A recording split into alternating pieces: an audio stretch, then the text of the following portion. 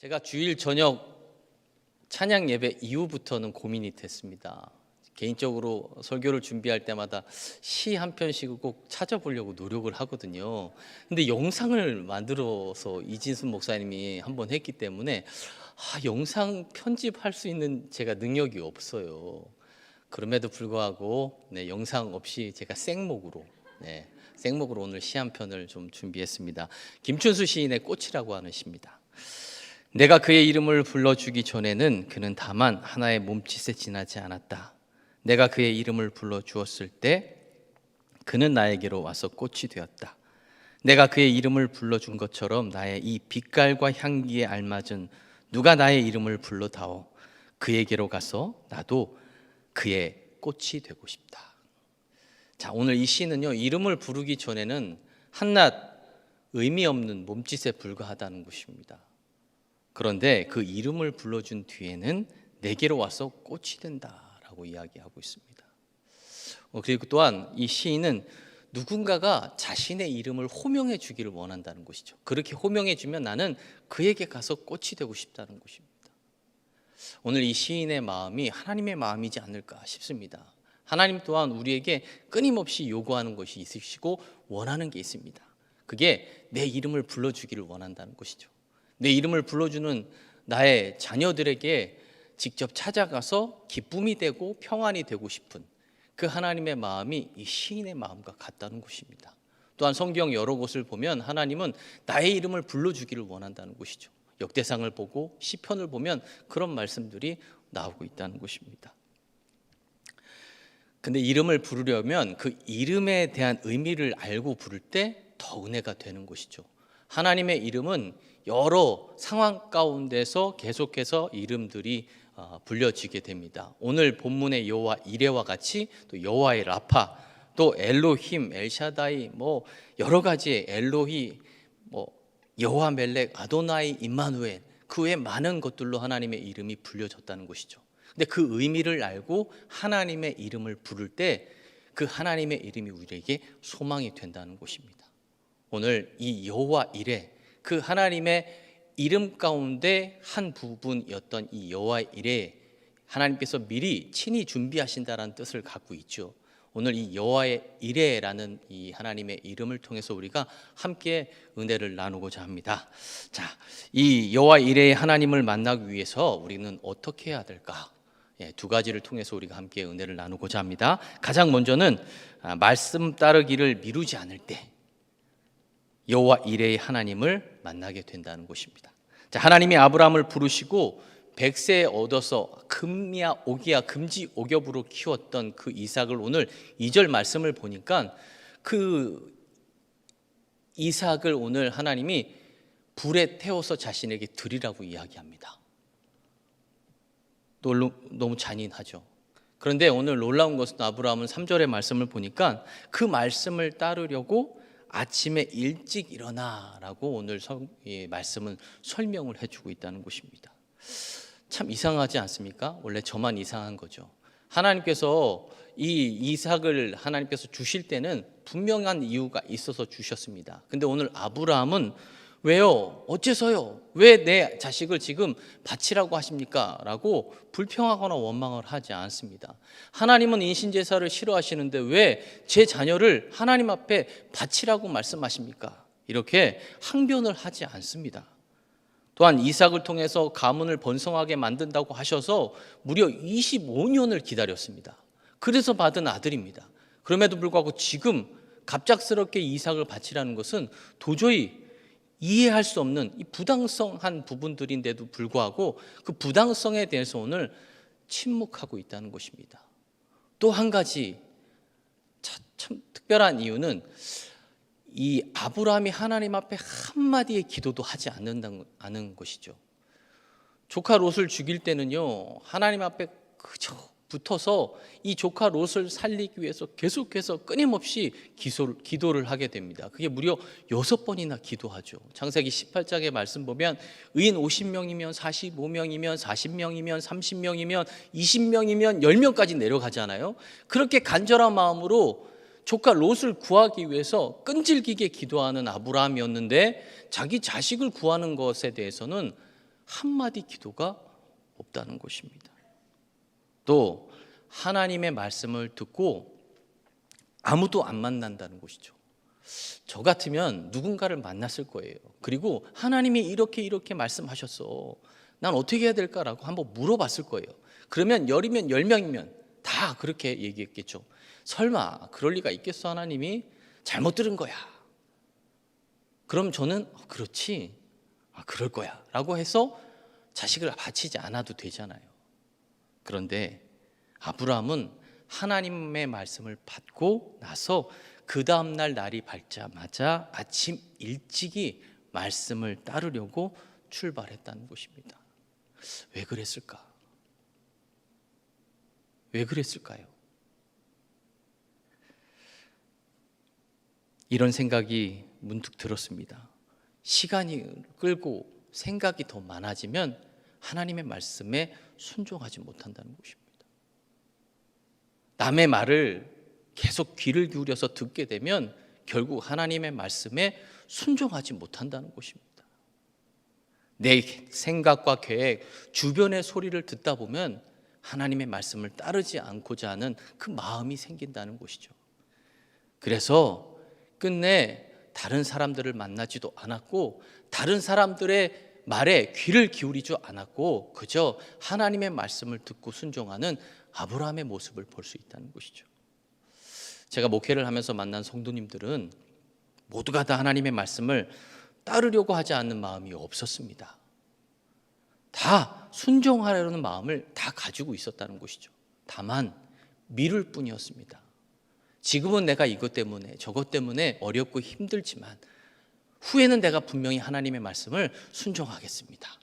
모두가 다 이러한 마음을 가지고 있었다는 것이죠.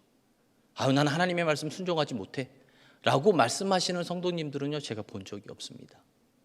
다만 자신이 그때를 종했다는 것입니다. 이스라엘 백성들도 그랬습니다. 예루살렘이 함락이 되자 다급해져서 그동안 무시하고 괴롭혔던 이 예레미야에게 예레미야 46장 2장 6절의 말씀을 보니까 간절하게 기도를 요청하죠. 그래서 예레미야가 뜨겁게 하나님 앞에 기도했는데 그러고 나서 후에 어떻게 됐냐? 이스라엘 백성들은 마음만 있었을 뿐 순종하지 않았다는 것입니다. 말은 결국 이러기가 쉽다는 것이죠. 말은 하지만 순종하기는 어려워하는 것. 여호와 이레의 하나님을 만나기 위해서는 이 아브라함처럼 아침 일찍이가 있어야 된다는 것입니다. 따르려는 마음으로 만족하면 안 되고 힘든 사정이 있겠지만 뒤로 미루려고 하면 안 되고 하나님의 말씀에 순종하고 실천하려고 하는 마음이 있어야 된다는 것입니다. 그렇게 실천할 때 여호와 이레의 놀라운 복을 우리가 경험할 수 있다는 것이죠. 우리가 생각하는 성경에서 보면 여호와 이레의 복이 아주 단순한 것 같지만 상상 이상입니다. 당장은 아들 대신에 숫양을 여호와 이레해 주시고 아들을 살리시는 거였지만 성경을 계속 읽으며 찾아가 보면 아브라함이 죽고 나서도 아브라함을 위해서 아들 이삭에게 복을 주어 자손이 번창하게 만들어 주셨고 그리고 아브라함의 씨로 인해서 이스라엘 민족이 만들어지게 됐고 거기에서 왕이 나게 됐고 거기서 그리스도가 오는 놀라운 복을 누렸다라는 것입니다. 이렇게 여호와 이레의 복은 상상하지 못할 만큼 어마어마한 복이 우리에게 주어진다는 것이죠. 말씀이 순종으로 이어질 때 이 여호와의 이레의 복을 누릴 수 있음을 기억하시고 그 말씀 더욱더 붙들고 나아가는 여러분들이 되기를 소망합니다. 일전에 한 다큐멘터리 프로그램을 본 것을 기억합니다. 한 남태평양의 한 부분에 화산이 확 분출을 해서 거기에 섬이 되어진 거죠. 그래서 그 세월이 흘러서 불타오르던 용암이 식게 되고 큰 섬이 이루어지게 됩니다. 거기에 파도를 타고 야자 열매 하나가 흘러 들어가죠. 그러면서 야자나무가 자라나기 시작합니다. 그 야자나무가 어느 정도 자란 후에는 열매를 맺기 시작했고 그때 새가 날아와서 거기에 앉아서 변을 보게 돼요. 그 변 속에 있었던 그 풀과 나무의 씨가 땅에 떨어지게 되면서 놀라운 일들이 벌어지게 되죠. 그 허와 벌판과 같은 그 섬이 생명이 사는 그런 섬으로 다 바뀌기 시작하는 곳입니다. 바로 씨에 담겨진 생명력이라는 것이죠. 하나님의 말씀이 이와 같은 생명력이 있다는 것입니다. 말씀이 심령 속에 뿌려지면 믿음이 생기게 되고 영생이 움트기 시작합니다. 그리고 믿음이 자라 귀한 믿음의 사람으로 세워지게 된다는 것입니다. 에스겔서 37장의 말씀을 보니까 에스겔 선지자가 본 놀라운 환상이 거기에 적혀져 있습니다. 하나님께서 에스겔을 죽은 자의 마른 뼈가 가득한 골짜기로 데려가셨고 4절 이후의 말씀을 보니까 에스겔에게 그 마른 뼈들에게 이렇게 말씀하라고 대언하라고 하십니다. 그 말씀의 내용이 이렇습니다. 너희 마른 뼈들아 여호와의 말씀을 들을지어다. 주 여호와께서 이 뼈들에게 이같이 말씀하시기를 내가 생기를 너희에게 들어가게 하리니 너희가 살아나리라. 너희 위에 힘줄을 두고 살을 입히고 가죽으로 덮고 너희 속에 생기를 넣으리니 너희가 살아나리라. 또 내가 여호와인 줄 너희가 알리라 하셨다 하라. 실제로 이 말씀이 선포되자 놀라운 일이 일어났습니다. 뼈들이 서로 연결되고 힘줄이 생기고 가죽이 붙었습니다. 그리고 에스겔이 다시 한번 생기야 사방에서부터 와서 이 죽음을 당한 자에게 붙어서 살아나게 하라고 말씀을 외쳤습니다. 그런 후에 놀라운 일은 죽은 시신들이 살아나고 그 골짜기에 큰 군대가 형성이 됐다는 것이죠. 그렇습니다. 오늘도 하나님의 말씀은 이렇게 생명력이 있다는 것입니다. 에스겔 골짜기처럼 죽은 영혼들에게 있는 그곳에 하나님의 말씀이 선포되어지자 생명력 있는 말씀이 회복시키고 치유했던 것처럼 오늘 하나님의 말씀은 우리에게도 동일하게 이런 능력의 말씀이 되고 있다는 사실을 기억하셔야 합니다. 그렇게 기억하고 살아있는 말씀을 붙들고 나갈 때 이 복이 미루었던 말씀을 이제 따르려고 했을 때 이 여호와의 일의 복이 우리에게 주어진다는 사실을 다시 한번 기억하시고 오늘 여호와 일에 하나님께서 친히 미리 준비하신 이 복을 누리기 위해 항상 그 말씀을 실천하기를 다짐하시는 여러분들의 삶이 되시기를 주님의 이름으로 축원합니다. 우리가 마지막으로 참 예배자가 여호와 일에 하나님을 만난다는 것이죠. 자, 아브라함이 일찍 일어나서 이삭과 두 종과 함께 모리아 땅으로 가서 하나님께서 일러주신 그 산으로 가게 됩니다. 그런 후에 사흘길을 걸어가서 지시하신 곳으로 갔다는 것을 두 번이나 반복하게 됩니다. 3절에서도 그리고 9절에서도. 그 이유는 내가 편하고 내가 가고자 하는 곳이 아니고 하나님이 명령하신 곳에 갔다라는 사실을 다시 우리에게 인지시키기 위해서 두 번이나 반복해서 이야기한다는 것이죠. 그렇게 3일을 걷다가 모리아 산이 보이자 5절의 말씀 보니까 아브라함이 두 종에게 너희는 나귀와 함께 여기서 기다리라고 말하고 그리고 이삭만 데리고 산으로 올라가게 됩니다. 번제 나무도 아들 이삭에게 지워지게 되죠. 저는 이 말씀을 묵상할 때마다 마음이 숙연해집니다. 이제 곧 죽을 건데 굳이 저 무거운 저 짐을 번제 나무를 굳이 왜 아들에게 지웠을까? 힘 좋은 종들도 있었고 나귀도 있었는데 꼭 그렇게 무거운 짐을 이 아들에게 지어줘야만 했을까라는 것이죠. 그런데 아브라함은 왜 종들을 데리고 가지 않았을까라는 것입니다. 아마 그 종들을 데리고 가면 분명히 이 종들이 아브라함을 말릴 것입니다. 산에 올라가서 아브라함이 이 이삭을 번제단에 딱 올리고 있는 그 상황 가운데 어떤 종이 그것을 가만히 지켜보고 있겠습니까? 그리고 칼을 들어서 이삭을 죽이려고 할 때 어떻게 종이 되어서 그 현장에서 그것을 그냥 보고만 있겠습니까? 아마 말릴 겁니다. 그래서 저는 더더욱이나 종들을 데리고 가야 한다라는 주장입니다. 왜요? 하나님의 뜻대로 나는 순종한 것이고 그 종들이 나를 말리니까 어쩔 수 없이 죽이지 못한 것이고 일석이조잖아요. 얼마나 좋아요. 그런데 아브라함은 이 두 종을 데리고 가지 않았다는 것입니다. 자, 근데요 5절에 아주 특이한 표현이 있죠. 내가 아이와 함께 저기 가서 예배하고 우리가 너희에게로 돌아오리라. 자, 성경에서 예배라는 단어가 최초로 나오는 본문의 말씀입니다. 그 전까지는 노아가 여호와 앞에 제단을 쌓았다, 아브라함이 여호와 앞에 제단을 쌓았더라 라는 말씀들은 있었습니다. 근데 본격적으로 예배라는 단어는 오늘 본문에서 처음 등장한다는 것입니다. 진정한 예배가 무엇인지를 돌아보게 하는 대목입니다. 아브라함이 모리아산에 가면 아들을 번제로 드리게 되죠. 인간적인 감정과 판단과 욕심을 결국 다 내려놓아야 된다는 것입니다. 종들의 동행도 차단시켜야 된다는 것이죠. 하나님과 나 사이에 가로막고 있는 모든 것들을 다 내려놓고 하나님께 나아가는 것, 그게 바로 성경에서 말하는 예배라는 것입니다. 오늘 우리가 드리는 이 예배 가운데 이와 같은 예배의 모습, 목적을 보셔야 된다는 것이죠. 우리가 드리는 이 예배는 우리의 생각과 우리의 판단과 우리의 감정을 다 내려놓으셔야 됩니다. 우리의 예배를 방해하는 것들은 다 내려놓으시고 하나님께 예배를 드려야 되는 것입니다. 예배는 받으려고 드리는 것이 아닙니다. 드리려고 드리는 것입니다. 나의 것을 드려야 되는 것이 예배이고, 그렇게 드린 후에 하나님께서 주시는 은혜를 받는 것이 바로 예배라는 것입니다. 그런 예배자에게 오늘 하나님은 바친 것을 되돌려 주시는 여호와 이레의 복을 허락해 주신다는 것이죠.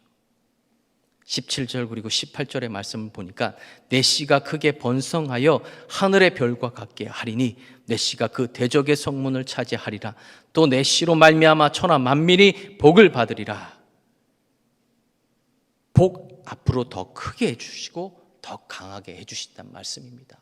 여호와 이레를 실천하고 온전한 예배를 드리면 단순한 복이 아니라 더 큰 복을, 더 강한 복을 주신다라고 오늘 17절 그리고 18절에 우리에게 설명해 주고 있다는 것입니다. 빼앗기는 게 아닙니다. 내가 시간을 드렸고 물질을 드렸고 나의 삶을 드렸을지라도 그것은 결코 빼앗기는 것이 아니라 더 큰, 더 풍성한 은혜로 하나님께서 베풀어 주신다는 것이죠. 미국의 저명한 영성 신학자 마라바 던이라고 하는 분이 쓴 고귀한 시간 낭비 예배라는 책이 있습니다. 거기에 보면 이런 이야기가 나옵니다. 미국의 서부 개척 시대에 한 무리가 마차를 타고 중부의 세인트루이스에서 서부 오리건으로 향해서 가고 있었습니다. 일행은 모두 독실한 그리스도인이어서 가다가 주일이 되면 그 자리에서 멈추고 거기서 예배를 드리고 쉬었습니다.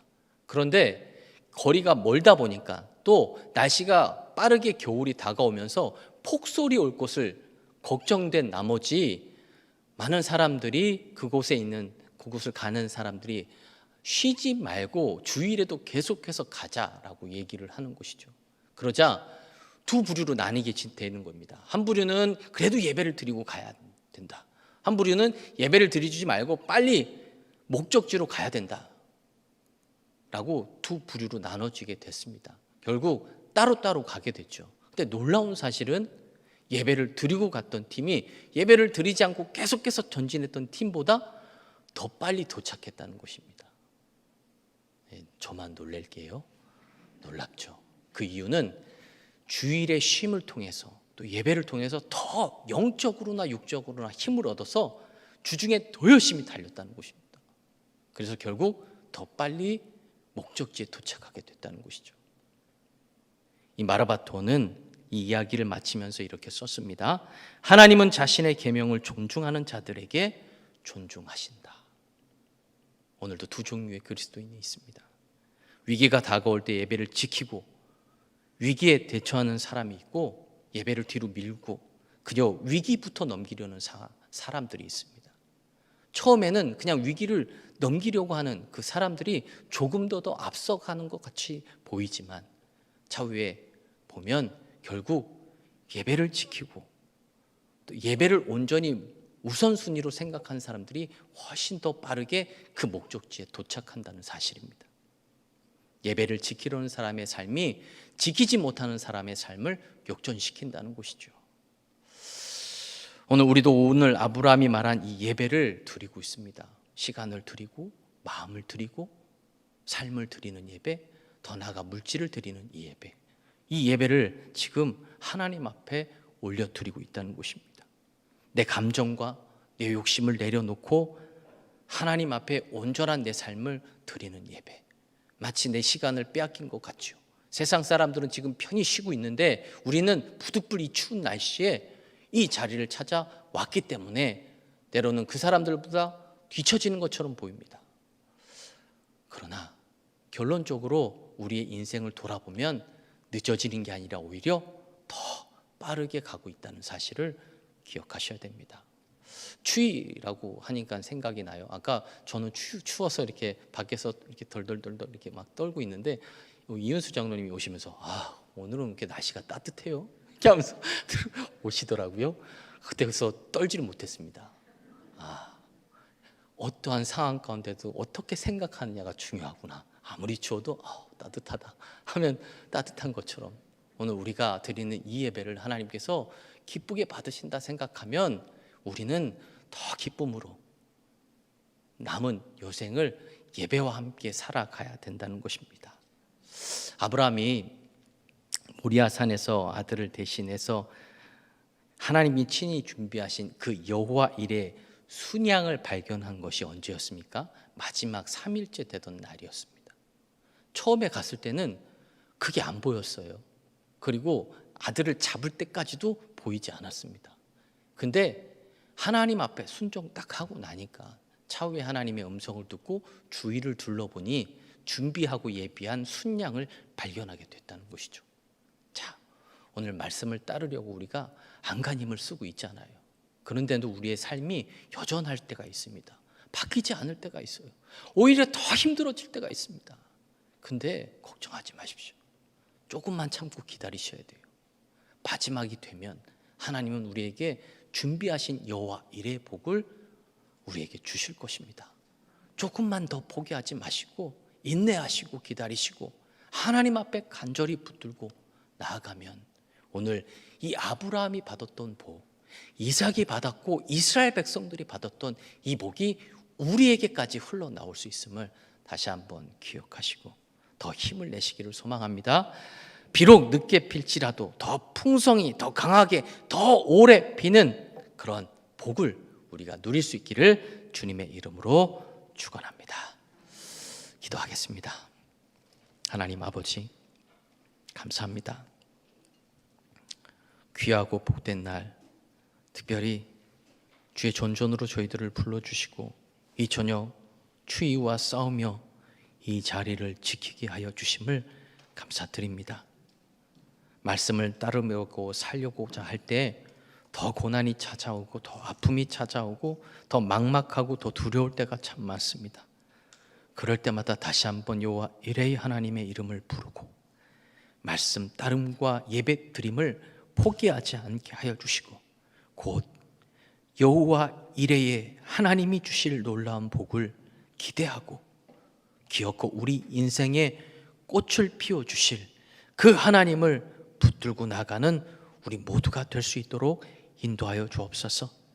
비록 지금은 어렵고 힘들지라도 앞으로 하나님께서 베풀어 주실 그 놀라운 복을 기대할 때 우리는 감히 하나님 앞에 불평과 원망을 하지 않고 오히려 감사할 수 있음을 기억하게 하시고 오늘도 이 예배 또 이 기도회를 통해 하나님 우리가 간구하는 모든 기도를 들으시고 때 적절하게 응답하여 주옵소서.